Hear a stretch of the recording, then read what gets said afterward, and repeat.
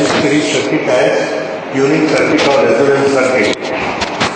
What is the characteristic or what is the application of that circuit? Answer: if we are receiving many frequencies signal, it will select one signal of a particular frequency whose frequency is equal to its natural frequency. So that was a selector circuit. बहुत में से एक को चुनता है. Today we will study a circuit who creates frequency. जो wave बनाता है, ऑसिलेटिंग वेव्स, ऑसिलेशंस क्रिएट करता है. ऑसिलेशन का मतलब क्या है? ऑसिलेशन का ये मतलब है कि यहाँ पर मेरे पास एक कंडक्टर है, इसके साथ मैंने एक वोल्ट मीटर लगाया, अर्थ के साथ कनेक्ट कर दिया, इसमें जो वोल्टेज होगी वो दिखाएगा. वो मुझे कैसी वोल्टेज दिखाता है? Plus minus plus minus plus minus, ये जिसको हमने एसी पढ़ा. और उसको ये बहुत फास्ट दिखाता है. कितना फास्ट? 1 सेकंड में 1 लाख बार, 1 सेकंड में 10 लाख बार, 1 सेकंड में 10 to the power 7 times, 8 times, 9 times. इतनी जल्दी जल्दी ये उसकी डायरेक्शन चेंज करता है. तो ये कैसे हो सकता है? जब एक बार चार्ज ऐसे आएगा और एक बार चार्ज ऐसे जाएगा. जब चार्ज इधर आएगा there will be a potential positive, और जब चार्ज इधर जाएगा then this will be a negative potential. Electron oscillate हो रहे हैं, चार्जेस ऑसिलेट हो रहे हैं, और ऐसा सर्किट जो ये कर सकता है, the circuit which can do this oscillation is known as LC oscillatory circuit. इसकी हमको जरूरत कहाँ पड़ती है? In our communication system we send our signals, electrical signals which are carried by electromagnetic waves, which are carried by high frequency waves. ये हम communication में study करेंगे. पर अगर हमको अपने सिग्नल भेजना है which are low frequency signal, then we need a very high frequency passage, very high frequency equipment. जैसे हमें यहाँ से बहुत दूर जाना है, बॉम्बे जाना है, लंदन जाना है, तो हम पैदल नहीं जा सकते. We have to have an equipment which is a high speed equipment. Similarly, if I want to send my voice or my picture to a far distance, first I load it on a high frequency signal wave, और वो high frequency signal wave हमें एक circuit देता है. that circuit is LC oscillatory circuit. और हमारे mobile, TV और जितने भी इलेक्ट्रॉनिक इक्विपमेंट्स चल रहे हैं, सब में हमको उसकी जरूरत है. और आप ये समझ लीजिए कि इसके बिना ये कोई भी चीज नहीं चलती. It is so important A circuit. Okay, तो अभी हम स्टडी करेंगे कि इसका फंडामेंटल क्या है, how LC oscillations are taking place. इसके लिए एक और बेसिक प्रिंसिपल मैं आपको बताना चाहता हूँ. वो ये है, मेरे पास एक पानी की ट्यूब है जिससे गार्डन में पानी देते हैं. उस ट्यूब को मैंने नल पे लगाया,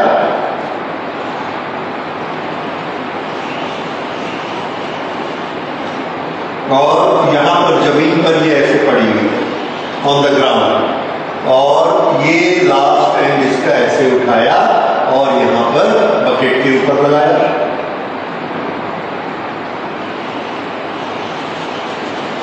ये यहाँ पर इसने 100 राउंड्स ऐसे लगाए और फाइनली ये ऐसे चली गई.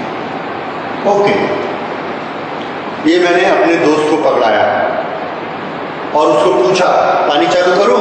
उसने बोला हाँ करो. मैंने यहां से चालू किया.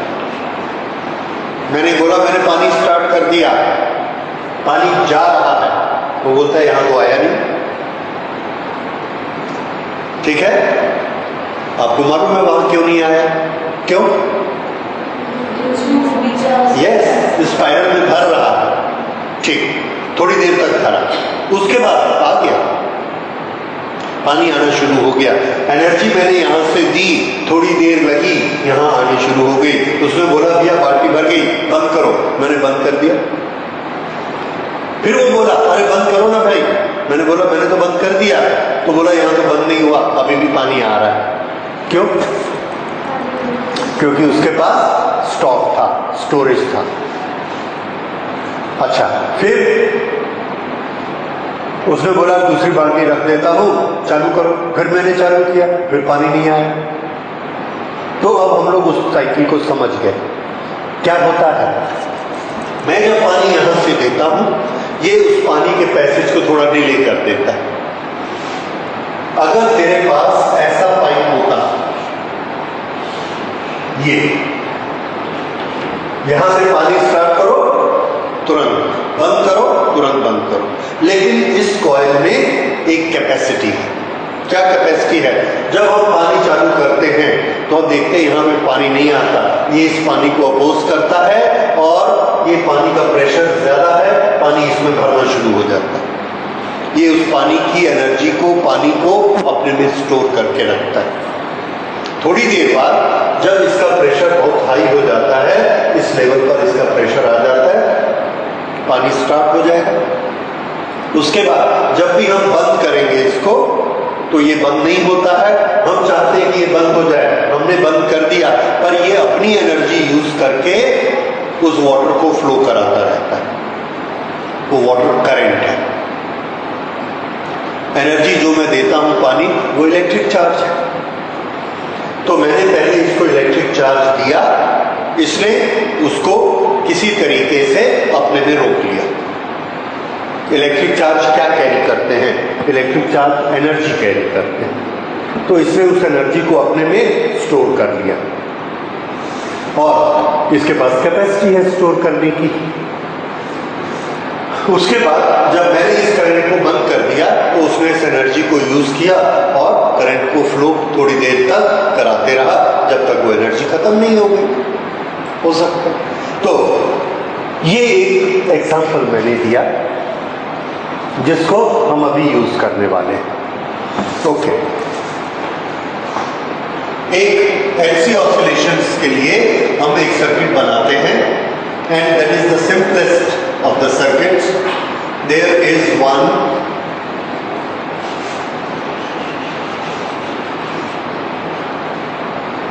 Inductor and one capacitor. They are kept in parallel. Parallel इसलिए क्योंकि हम इसको एनर्जी यहां से देंगे। ठीक है,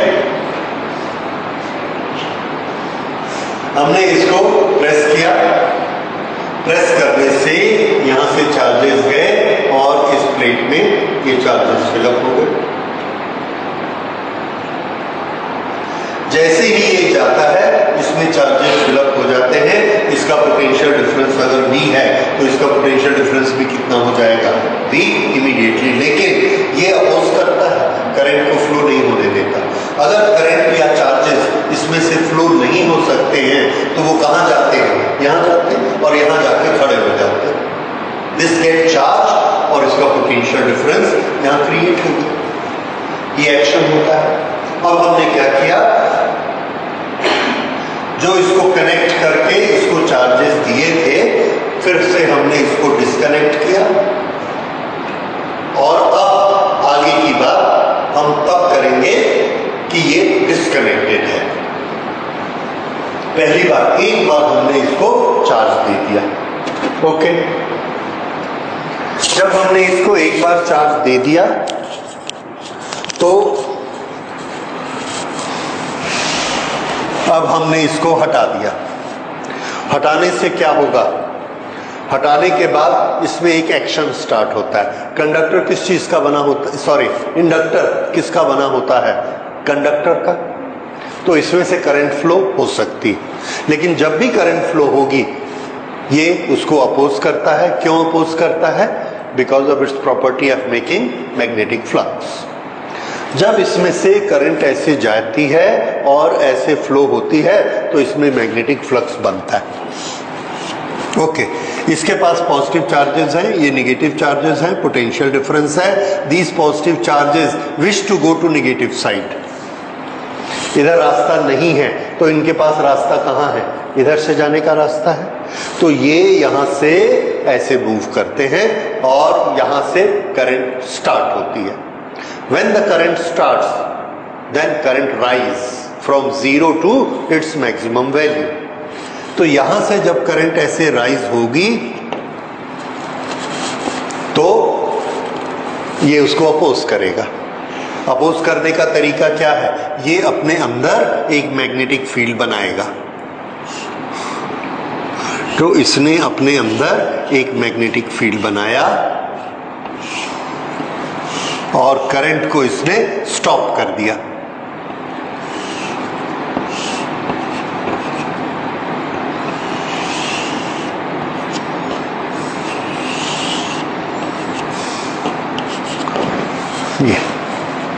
ये करंट कहां से राइज हुई है? 0 to I। और जैसे ये करंट राइज होती है इसके चार्जेस क्या हो जाते हैं? खत्म, चार्जेस आर फिनिश्ड। तो जब इसके पास चार्जेस थे इसके अंदर इलेक्ट्रिक फील्ड था। जब इसके अंदर इलेक्ट्रिक फील्ड था तो इसके पास इलेक्ट्रिकल एनर्जी थी। ये इलेक्ट्रिकल एनर्जी इसके पास कितनी थी? तो आंसर है इसके पास इलेक्ट्रिकल एनर्जी, जो इलेक्ट्रिकल एनर्जी का फॉर्मूला होता है half sigma E square is the density और half C V square is the formula for energy. वो एनर्जी इसके पास थी, उस एनर्जी को यूज करके इसने यहां से करंट फ्लो कराई, दबाया चार्जेस को, चार्जेस यहां से गए और जब चार्जेस यहां से गए तो चार्जेस गए ऐसा जाने के लिए because this is their target. तो चार्जेस इसके खत्म हो गए। What does it indicate? Energy इसकी खत्म हो गई। तो जैसे इसकी एनर्जी खत्म हुई ये यहां से करंट फ्लो हुई और इसमें ये मैग्नेटिक फील्ड बन गया।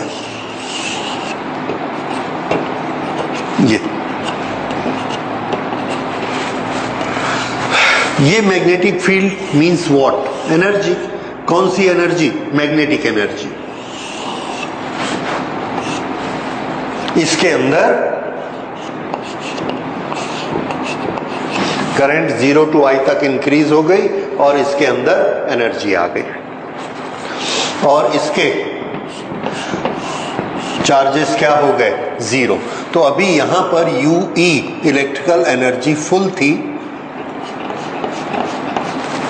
और UB मैग्नेटिक एनर्जी 0 थी, no energy. Direction of current कैसी है?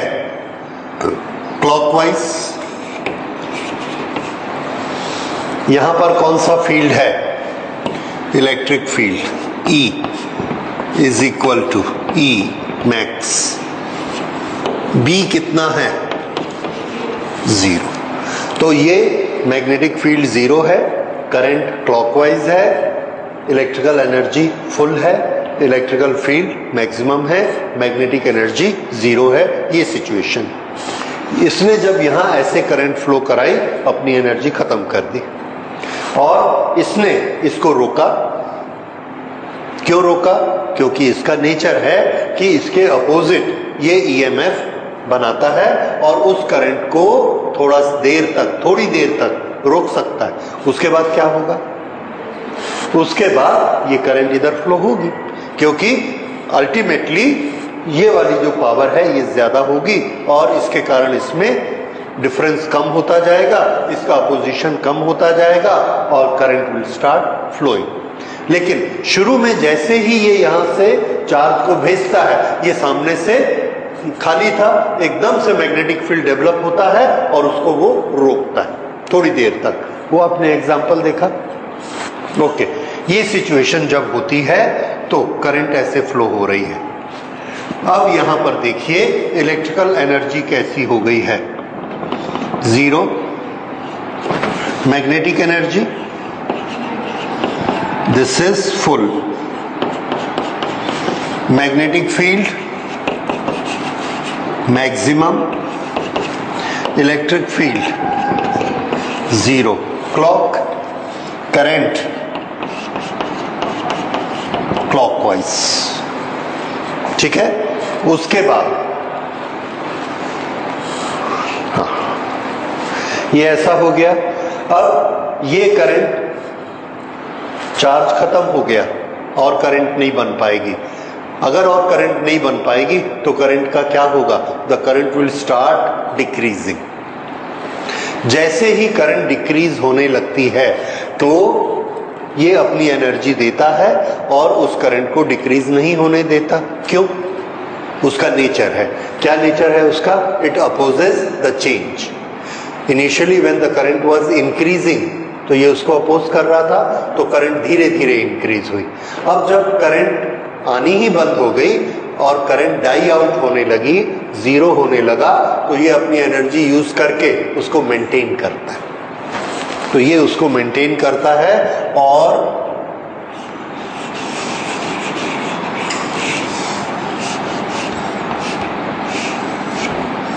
ये अब उस करंट को अपनी एनर्जी यूज करके इधर भेजता है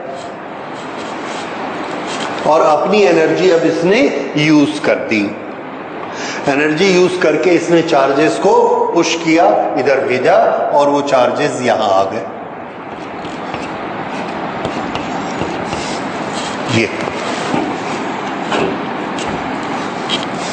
ये सिचुएशन आ गई, ठीक है। अब ये सिचुएशन जब यहां पर आ गई तो यहां पर B कितना हो गया? जीरो। और UB कितना हुआ? जीरो। यहां पर E कैसा बन गया? मैक्सिमम, लेकिन किस डायरेक्शन में? यस, अपोजिट डायरेक्शन में। ये देखिए, राइट। और करंट कैसी थी? क्लॉक। ऐसा हो गया। अब पूरा का पूरा चार्ज यहां आ गया और उसने अपनी एनर्जी खत्म कर दी। UE ये कैसा हो गया? मैक्सिमम।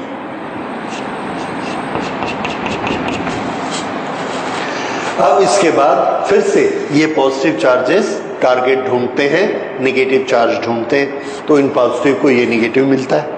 यहां पर बीच में ये पार नहीं हो सकते, कंडक्टर नहीं है, इधर कंडक्टर है। They start travelling this way.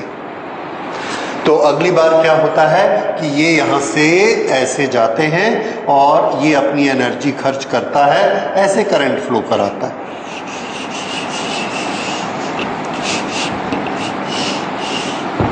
ये और ये खाली हो गया। जब इसने ऐसे करंट फ्लो कराई तो इसने फिर उसको अपोज किया, इसके अंदर मैग्नेटिक फील्ड बना और इसमें मैग्नेटिक एनर्जी पैदा हो गई। इसकी मैग्नेटिक एनर्जी कितनी होती है? ये मैग्नेटिक एनर्जी होती है ½LI²। और ये इलेक्ट्रिकल एनर्जी कितनी होती है? राइट।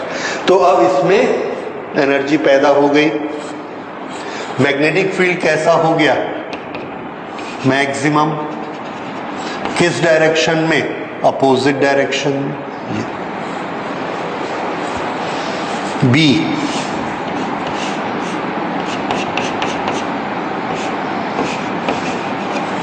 और E कैसा हो गया? जीरो। और ये करंट ऐसे फ्लो हुई ना, यहां ये करंट यहां से ऐसे गई, इसने उसको अपोज किया।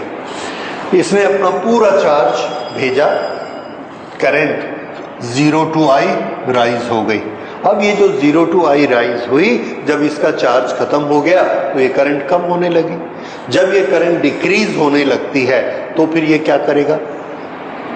फिर से अपनी एनर्जी उसको देगा और एनर्जी दे के करंट को कंटिन्यू करेगा। करंट को कंटिन्यू करके ये खुद अपनी एनर्जी खाली कर देगा, इट विल बी वैकेंट। पूरी एनर्जी इसने अपनी कंज्यूम की और करंट को ऐसे भेजा, और इस करंट को भेजने से ये प्लस हो गया, ये चार्जेस यहां आ गए, और इसके पास फिर से फील्ड आ गया। What is this situation? देख रहे हो, इसके पास फील्ड है। अब जब इसके पूरे चार्जेस यहां आ गए तो ये वाली करंट एक इंस्टेंट के लिए हम मान सकते हैं क्या हो गई, जीरो। जैसे यहां पर हम मान लेते हैं कि क्लॉकवाइज स्टार्ट तो होगी, पर एक इंस्टेंट के लिए ये क्या थी, जीरो। उसके बाद ये कैसी स्टार्ट हुई, क्लॉकवाइज, ये 0 to I क्लॉकवाइज। ये करंट यहां चली गई। उसके बाद जब ये डिक्रीज होती है I to 0, तो ये उसको सपोर्ट कर देता है अपनी एनर्जी से और करंट को यहां भेज देता है। फिर जब ये करंट यहां आ जाती है तो ये करंट कितनी हो जाएगी, ये करंट यहां इसने भेज दी, फिर से ये 0 हो गई। अब इसने फिर से चार्जेस को ऐसे भेजा और ये करंट फिर से राइज हुई।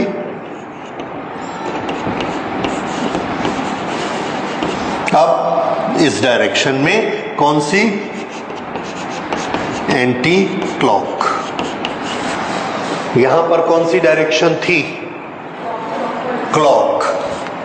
इसने भी सपोर्ट किया और इसने सपोर्ट करके इसको कैसे भेजा, क्लॉक। लेकिन इसने क्या किया, डिले कर दिया। पहले एनर्जी स्टोर की, उसके बाद जब इधर से चार्ज आने बंद हो गए, सर्किट की करंट फॉल होने लगी, 0 होने लगी, तो इसने उसको सपोर्ट किया। तो करंट कैसे फ्लो हुई, क्लॉकवाइज। और जब इसकी एनर्जी खत्म हो गई तो एक इंस्टेंट के लिए करंट क्या हो गई, 0। अब उल्टा सर्किट शुरू हुआ क्योंकि प्लस को माइनस जाना है। तो ऐसे करंट बढ़ने लगी और ये करंट उल्टी डायरेक्शन में कैसी पहुंच गई, मैक्सिमम। तो इसके पास एनर्जी कैसी हो गई, मैक्सिमम, क्योंकि इसकी एनर्जी किससे बनती है, करंट से, Li²। तो इसकी energy, that energy is because of the current and this energy is now filled up here. This current maximum हो गई थी।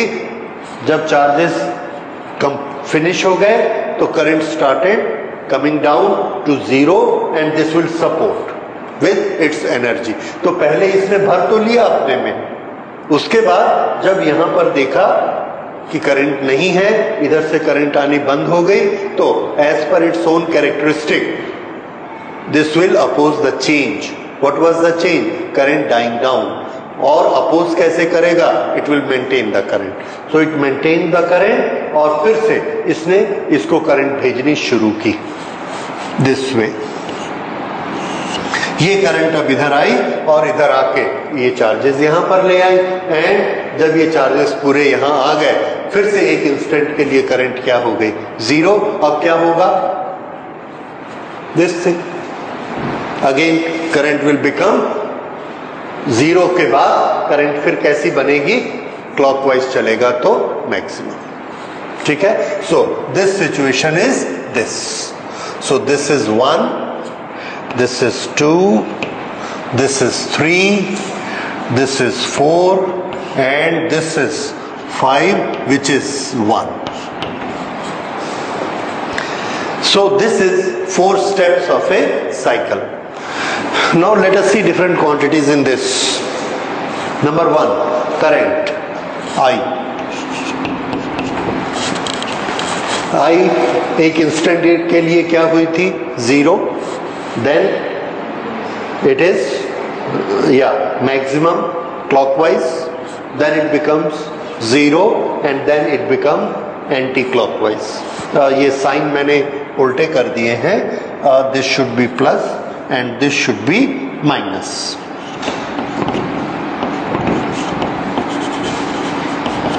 Okay, तो करंट फिर से 0 minus I naught, 0 plus I naught, 0 minus I naught, 0 plus I naught. So with the time it goes like this.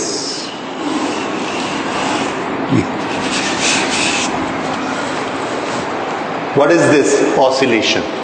So the current is oscillating.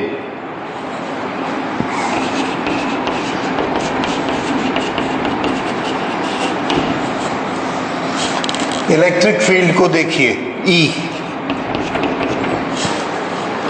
E यहां पर कैसा था? Maximum 0 minus maximum 0 plus maximum 0 minus maximum 0. So E is also oscillating.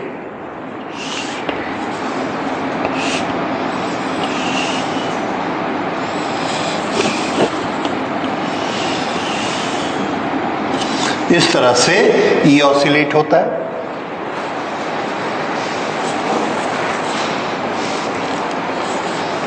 B का क्या हो रहा है?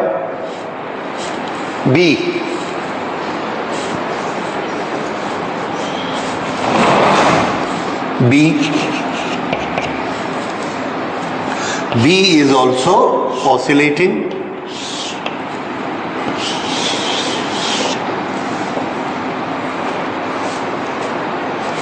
These are not to the time scale, मैं सिर्फ उसका नेचर बता रहा हूं।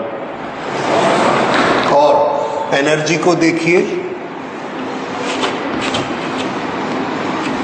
UB और UE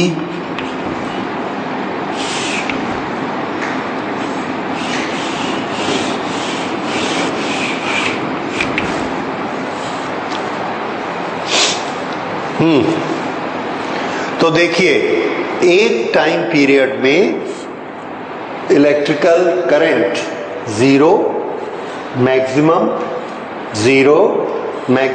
in the reverse direction and again become 0। एक साइकिल, एक टाइम पीरियड, हम इसको एक साइकिल मान लेते हैं।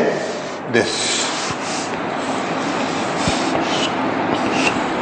इसी तरह से electric field maximum 0 reverse direction maximum and again 0 maximum 0 reverse direction maximum 0 and finally again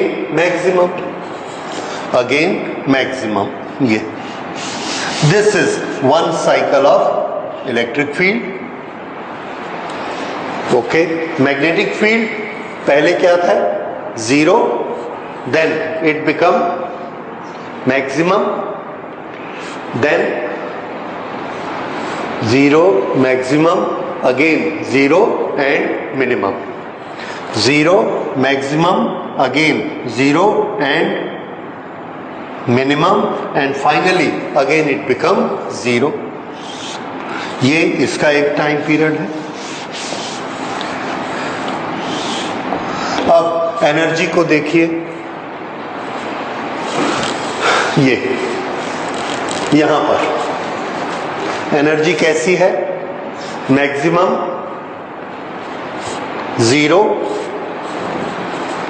maximum 0, 2 bar maximum हुई और एक बार 0। ये माइनस मैक्सिमम नहीं हुई। क्यों? क्योंकि एनर्जी के फॉर्मूले में ये आपको दिख रहा है square, whether it is plus V और whether it is minus V, the energy always remain positive. इसी तरह से B का स्क्वायर भी हुआ तो उसकी एनर्जी भी कैसी है? पॉजिटिव। तो इसकी एनर्जी का ग्राफ इस तरह से बना।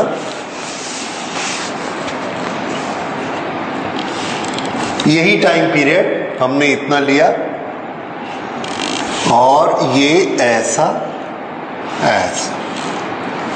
नीचे नहीं आया। क्यों? इसको दोनों बार क्या बनना है? पॉजिटिव। तो ये 0 से स्टार्ट हुई तो ये B है, और अगर हम E की बनाएंगे तो कहां से स्टार्ट होगी? मैक्सिमम।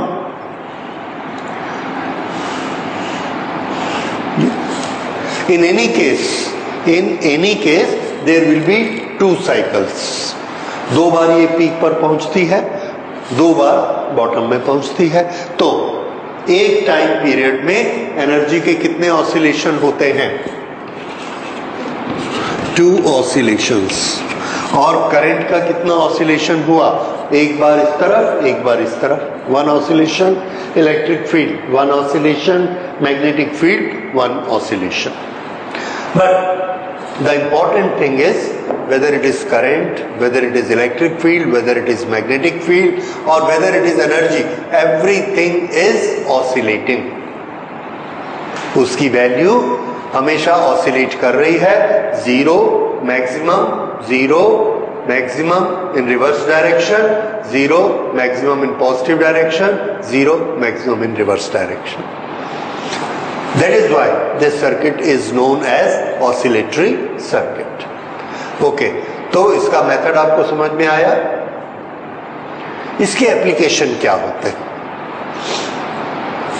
इसके 2 बड़े इंपॉर्टेंट एप्लीकेशंस हैं। एक तो ये है कि हाँ, ये ऑसिलेशन कितने होते हैं?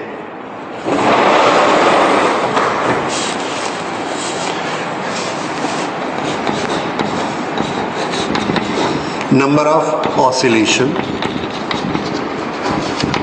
that is time period is equal to, इसका टाइम पीरियड आप लोगों ने पहले बहुत बार किया हुआ है। Again same formula is there. The frequency of this oscillation omega is 1/√LC। ये इसका एंगुलर फ्रीक्वेंसी है, एंगुलर फ्रीक्वेंसी। और अगर फ्रीक्वेंसी निकालेंगे, number of oscillations, that will be 2πf, 2π इधर चला जाएगा, 1/2π√LC। अगर टाइम पीरियड निकालेंगे, that will be inverse of this, so that will be equal to 2π√LC। So this is important. The angular frequency of LC oscillation is 1/√LC, और ये किसकी वैल्यू पर डिपेंड करती है? L और C की वैल्यू पर डिपेंड करती है। ठीक है, ये फॉर्मूला आपने पहले भी बहुत पढ़ा है, रेजोनेंस में भी यही आया था। Okay, so this is frequency, ये ऑसिलेशन के फ्रीक्वेंसी। अब इसमें हमने देखा कि ये कब तक चलेगा। सेम चार्जेस कैपेसिटर में आ रहे हैं, फिर करंट बना के उसमें जा रहे हैं। क्या ये कंज्यूम हो रहे हैं? नहीं। सो दिस में लास्ट फॉर इन्फिनिट टाइम, पर ये तो होते नहीं। हमने उसका एम्पलीट्यूड देखा, और वो एम्पलीट्यूड ऑफ द करंट और amplitude of the voltage, amplitude of current और voltage with respect to time, ये पहले ज्यादा होता है और फिर कम होते चला जाता है। So this is like this.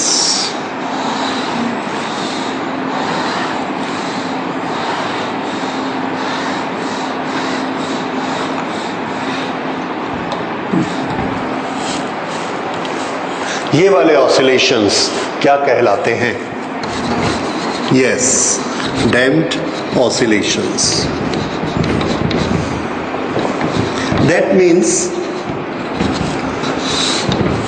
पहले साइकिल में हमको जितनी करंट मिलती है, दूसरे साइकिल में उतनी करंट नहीं मिलती।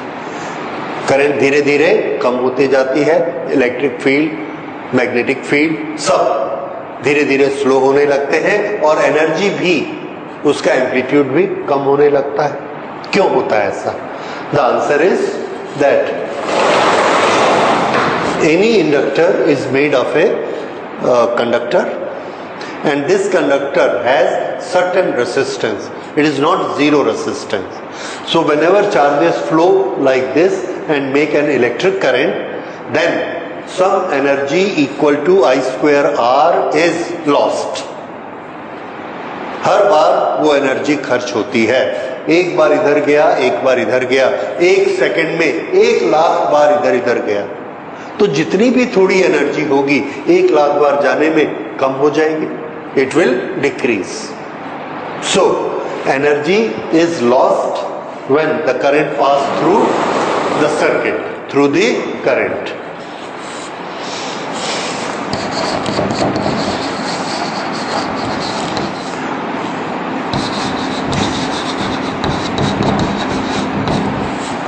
Pass through conductor of inductor because जितना भी अच्छा कंडक्टर होगा कुछ ना कुछ तो रेजिस्टेंस होगा ही, इसलिए उसमें कुछ एनर्जी लॉस्ट होगी.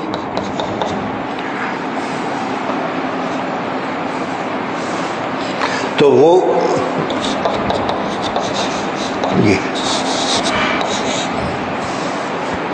ये एनर्जी लॉस उसमें होगा. And because of this energy loss the oscillations are damped.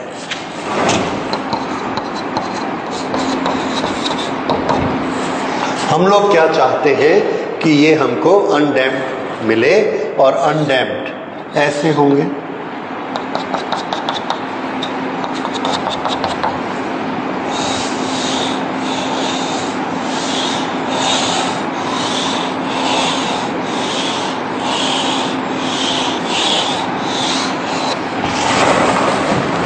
These are undamped.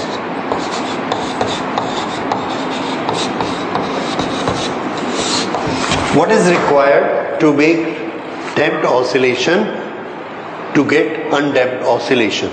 यहाँ पर ये अगर हमको ऐसे चाहिए, what this gap represent? This gap represent loss of energy. तो हमको एक ऐसा सर्किट बनाना पड़ेगा कि जब भी इसकी वोल्टेज हाई होती है it should reach to a particular value, और तब तक हमको उसको बैटरी से एनर्जी देनी चाहिए. उसके बाद फिर से ऑसिलेट करने के लिए छोड़ देना चाहिए. फिर वो ऑसिलेट करके आएगा, फिर जितना एनर्जी लॉस करेगा उतनी एनर्जी फिर हम उसकी मेकअप कर देंगे. तो मेकअप करने के लिए हमको एक सर्किट देना चाहिए जो कि तभी मेकअप करेगा जब वो उस डायरेक्शन में आएगा. So it is a peculiar circuit and this energy we give it through a transistor. तो जब हम सेमीकंडक्टर पढ़ेंगे तो वहां पर ये टॉपिक फिर से आएगा, how do we use transistor to make this damped oscillation to undamped oscillation so that we continuously get this oscillations. अब इसके हम एप्लीकेशन क्या करते हैं देखिए. यहां पर इस सर्किट में यहां पर मैंने एक एंटीना लगा दिया. This is antenna. Next chapter जो हम पढ़ने वाले हैं दैट इज इलेक्ट्रोमैग्नेटिक वेव.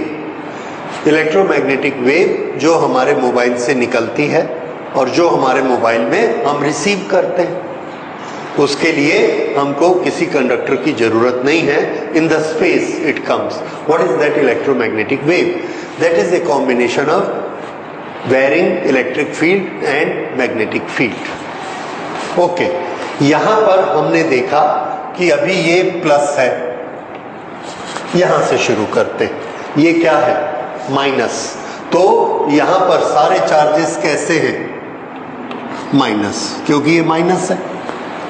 उसके बाद ये कैसा हो गया? जीरो. तो चार्जेस कैसे हो गए? जीरो. उसके बाद ये कैसा हो गया? प्लस. तो ये जो एंटीना है इसके चार्जेस भी कैसे हो गए? प्लस. प्लस कैसे हो जाएंगे? इसके सारे माइनस इधर चले गए. उसके बाद ये फिर से कैसा हो गया? जीरो. तो हम क्या देखते हैं कि इसके पास minus zero, plus zero, minus zero, plus zero, ऐसे चार्जेस आते जाते. जो चार्ज यहां पर होता है वही इसके पास आता है. तो जाता कहां है? इधर चला जाता है. फिर इधर से चार्जेस आते हैं, फिर इधर से आते हैं. तो इसके अंदर चार्जेस मूव करते हैं. जब ये चार्ज मूव करते हैं तो ये इलेक्ट्रोमैग्नेटिक फील्ड यहां पर बन रहे हैं. इलेक्ट्रिक फील्ड, और फिर क्या बना? Magnetic field. फिर क्या बना? Electric field. फिर क्या बना? Magnetic field. जब इस तरह से चार्जेस के मूव करने से इलेक्ट्रिक फील्ड और मैग्नेटिक फील्ड बनते हैं, तो उसमें एक स्पेशल पावर आ जाती है कि वो ट्रैवल करना शुरू कर देते हैं। ये हम EM वेव में पढ़ेंगे। तो ये एंटीना से इलेक्ट्रोमैग्नेटिक वेव बनती है और बन के ट्रैवल करना शुरू कर देती हैं। उसमें फिर हम अपनी वॉइस, अपनी पिक्चर, अपना डाटा उसमें हम फीड कर देते हैं, तो वो डाटा चलते चला जाता है और दूसरे मोबाइल से हमारे मोबाइल तक आ जाता है। So this is a requirement of our transmission system. So LC oscillation क्या पैदा करता है? Electromagnetic wave which will carry our signals. ये जो हमारे सिग्नल कैरी करेगा और यहां से ये जो वेव ऐसे जाएगी, इसको हम कहेंगे इलेक्ट्रोमैग्नेटिक वेव। और चूंकि ये हमारे सिग्नल कैरी करती है, इसलिए हम इसको कहेंगे carrier wave.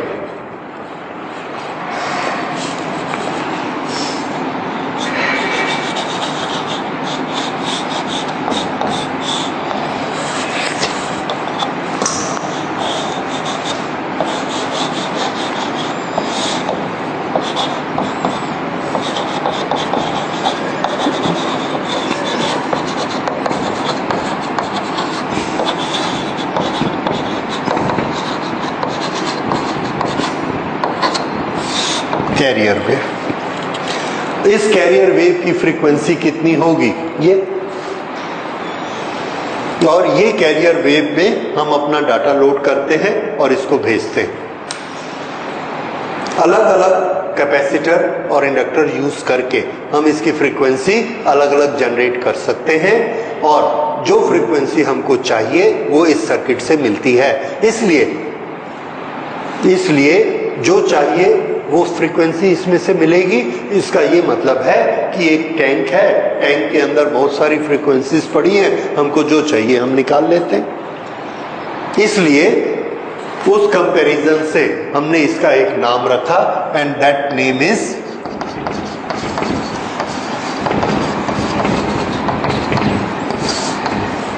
Tank circuit. LCR series circuit जो हमने पढ़ा था उसका नाम क्या था? Selector circuit. क्यों? बहुत सारी फ्रीक्वेंसी में से एक फ्रीक्वेंसी को सेलेक्ट करता था। इसका नाम क्या है? Tank circuit, because this can generate any frequency we want to generate.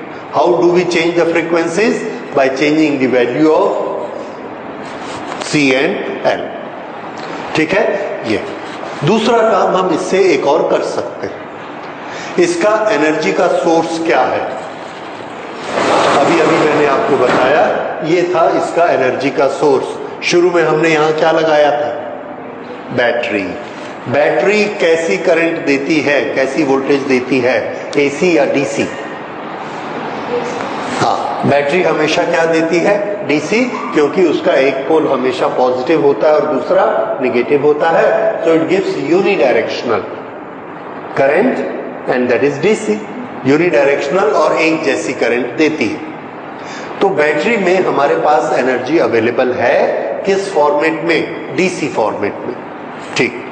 अब हमने क्या किया कि ये वाला सर्किट लगाया और इस सर्किट में यहां से, मान लो यहां से या यहां से ऐसे ये दो तार हम यहां से ले गए और यहां पर हमने अपना एक फैन लगाया, बल्ब लगाया, कोई भी लोड लगा दिया। अब देखिए यहां पर ये वाला एंड क्या बना? पॉजिटिव, और ये एंड क्या बना? नेगेटिव। थोड़ी देर बाद ये वाला एंड कैसा हो जाएगा? नेगेटिव, इधर वाला पॉजिटिव। फिर आधे साइकिल के बाद ये क्या हो जाएगा? पॉजिटिव। फिर आधे साइकिल के बाद नेगेटिव और बीच में क्या होगा? जीरो। तो यहां पर हमको पोलैरिटी कैसे मिलने वाली है? Positive zero, negative zero, positive zero.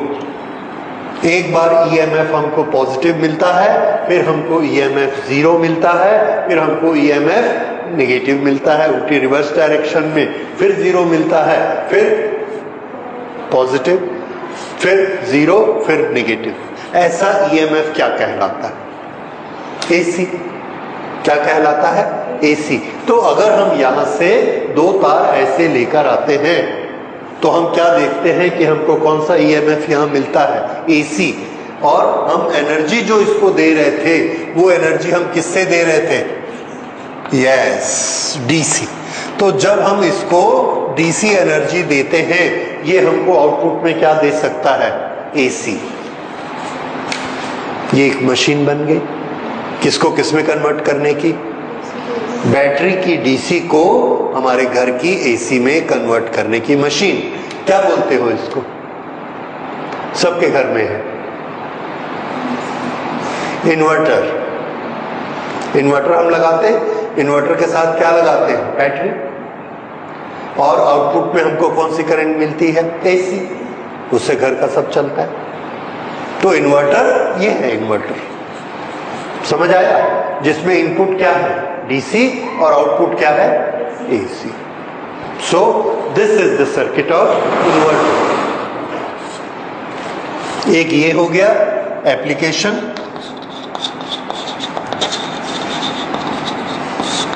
और दूसरा एप्लीकेशन क्या है? Inverter which converts DC to AC.